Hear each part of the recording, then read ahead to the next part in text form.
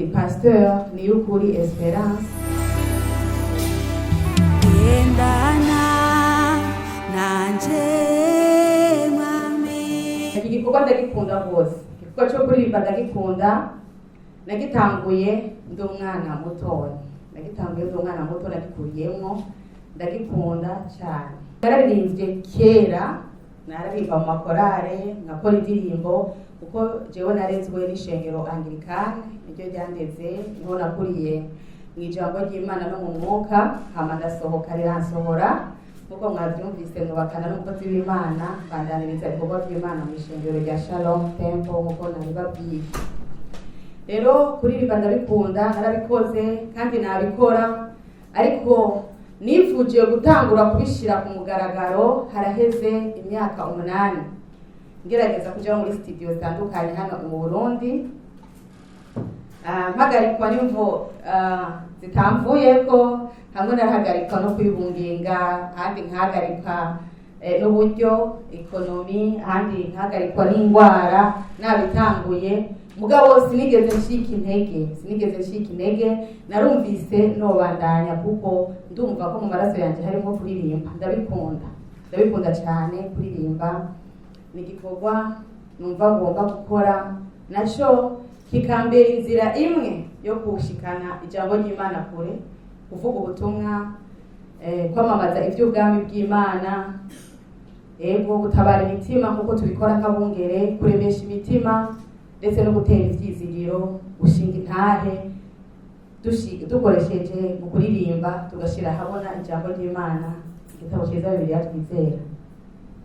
Rero narabitanguye kuko ndababwiye narahuye n'intambamyi zitandukanye, ariko narabandanije, Imana iramfasha kugeza aho hari ku igenekerezo ry'itariki 4 z'ukwezi kwa 4 muri uyu mwaka turimwo, niho twashoboye gukora recording live indirimbo twamaze gushira habona, ziri ku rubuga, ziri kuri YouTube. Icyo nifuza nuko mukashigikira kugira ngo iri jambo ry'Imana ndiko ndavuga biciye mu kuririmba rigere kure, abantu bumve ubutumwa bwiza, ushobora kubafasha, ushobora gukiza imitima yabo, ushobora gutuma hariho abafata n'imyanzuro yo guhindukirira umwami Yesu bumvise ibishinga ntahe no guhimbaza Imana birimo. Twarakoze urubuga umuntu arurondera kuri YouTube, yandika Mrs. Pastor Niyukuri, niko wandika indirimbo ucuzibona, hama ukazumviriza. Uhejeje kuzumviriza urashobora kugira subscribe canke s'abone, hama utibagira kugira like, mbere ukabihereza n'abandi, ukaparitaja ugahereza n'abandi.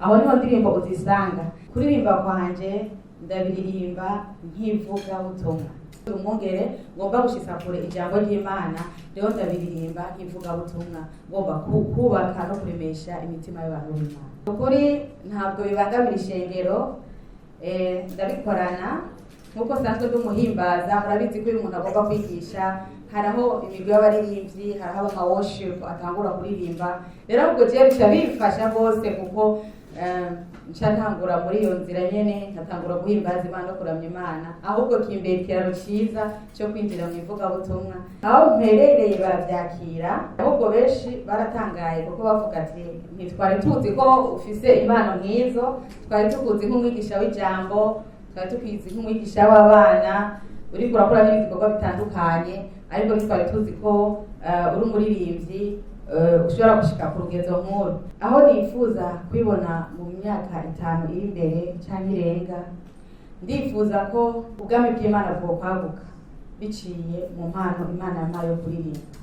Ndifuza kubona abantu bahagaze, abantu bashinga intahe ko bahuye n'Imana biciye mu mpano yo kuririmba, ndiko ndaririmba. Ndagomba kubona ubwami bw'Imana bumenyekana, bwaguka, ijambo ry'Imana rikamenyekana, umwimbo w'abakizwa kuko ijambo ry'Imana muri Matayo 80 riduhamagara ritubwira ngo twagure ubwami bw'Imana, tumenyesha abantu ivy'ubwami bw'Imana. Ndifuza ko aho hantu naho nohagera nkamamaza ivy'ubwami bw'Imana, abantu benshi bagahindukirira umwami Yesu. Umuririmbyi wa mbere narabiye ko hano ni papa Apollinaire uwo twita umutama wo guhimbaza, naramurabiye ko cyane, narize kuguhimbaza kwiwe kandi n'ukuntu mbona bikorana n'ayandi mabango y'ubwungere n'ayandi mabanga atandukanye. Narahezagiwe n'ukuntu yandika indirimbo n'ukuntu azishikiriza. Nukuri naramwisunze yarambereye akarorero, naranamurondeye kugira ngo anganirize. Kera mu isezerano rya kera abamama bari limite, haraho batagera, ariko kubw'amaraso ya Yesu yaratwinjije ahera, aratwemerera kuvuga, aduha ijambo.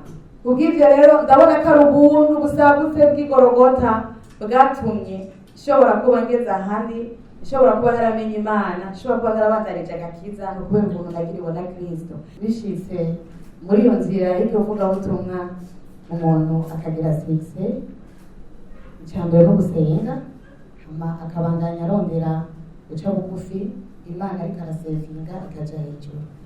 Icyo nifuza mu buzima bwanje, ndifuza ko uko nozamuka kose, ndifuza ko Imana yaje hafi icyubahiro igafata ikibanza cya mbere, hanyuma ibisigaye nk'uko ndiko ndayikorera nayo izokwama ifasha kugira ngo bishitse ntihaze hageraho numva ko yoba ariceyo, ko nama mvuga minsi yose ngo izina ry'Uhoraho rihabwe icyubahiro.